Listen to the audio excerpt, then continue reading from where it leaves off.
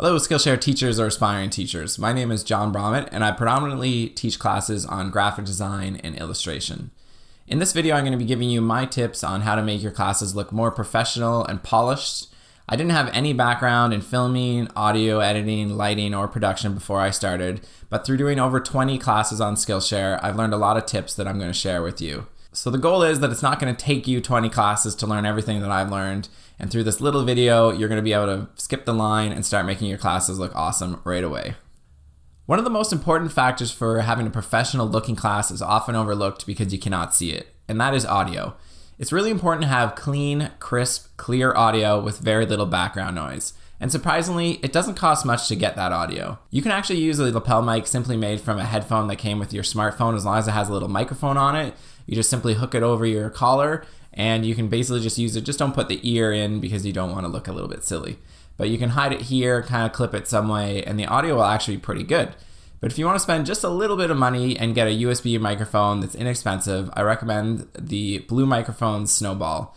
I've been using it for most of my classes now, and it sounds really good and it's quite inexpensive, and you can get it anywhere. When recording your classes, be sure to turn off any audio distractions in the background. That is, you don't want to have any music, you don't want to have any fans.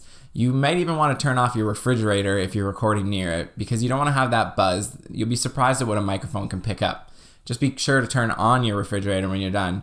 You don't want any spoiled milk. If you're using a USB microphone like I do, just make sure that it's very close to your face so that you get good loud audio, and make sure that you do a test before you start recording because it can be very frustrating if you record a fairly long video and when you start playing it back, the audio is very poor. I always keep my microphone either on a table or on a tripod. That way it doesn't bump around and pick up any movements, and I try not to move or wiggle too much in my chair because it can make some squeaky sounds like that.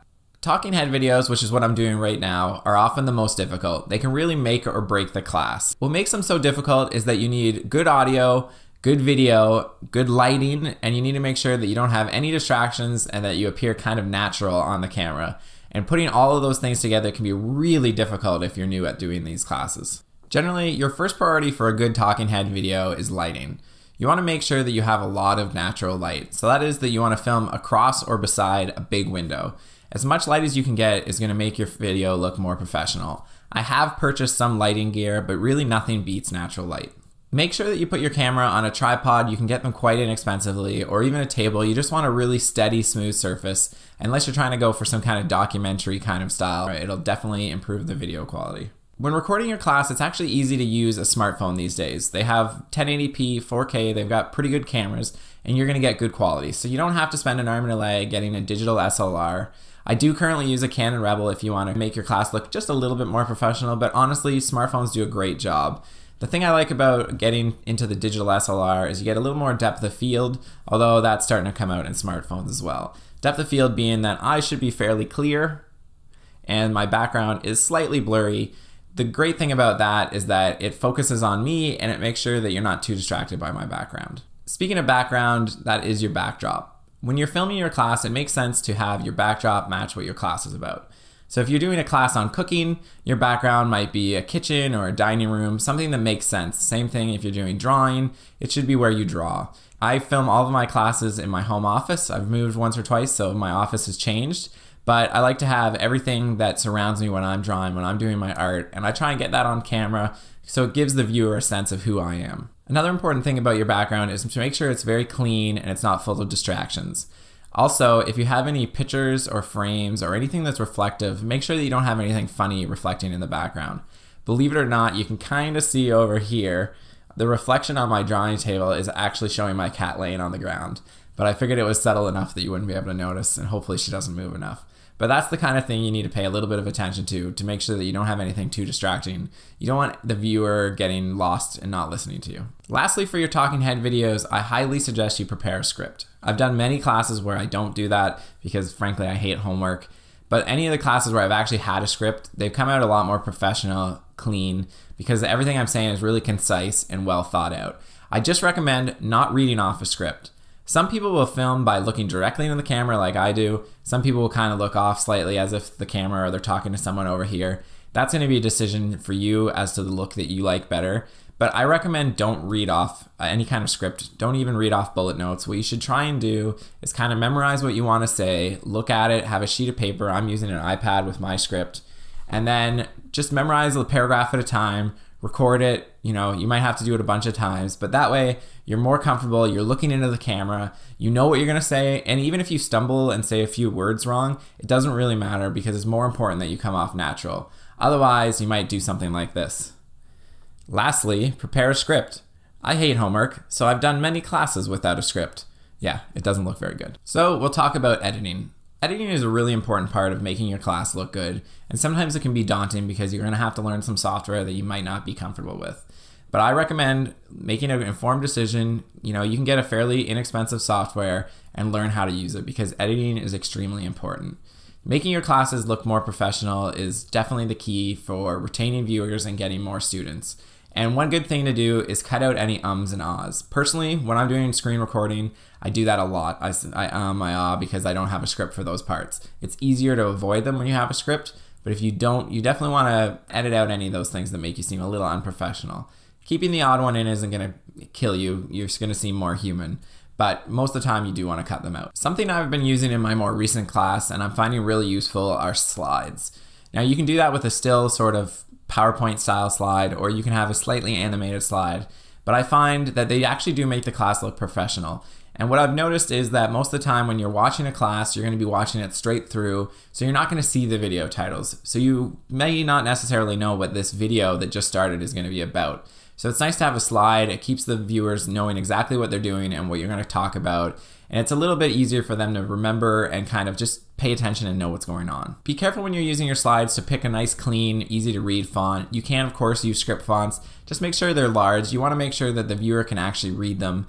And of course, make them stay up on the screen long enough that you can read it. So what you might want to do is try and read it yourself and then wait another couple second or two for maybe a slower reader. And then that should be long enough for the slide. So next we're going to talk about introductions. To me, this is the most important part of a Skillshare class. The idea is that you want to make sure that you give the viewer a reason why they're watching your video, what they're going to learn, and try and entice them to keep watching. Of course, that's how you're going to make money, is by having Skillshare students actually watch your classes.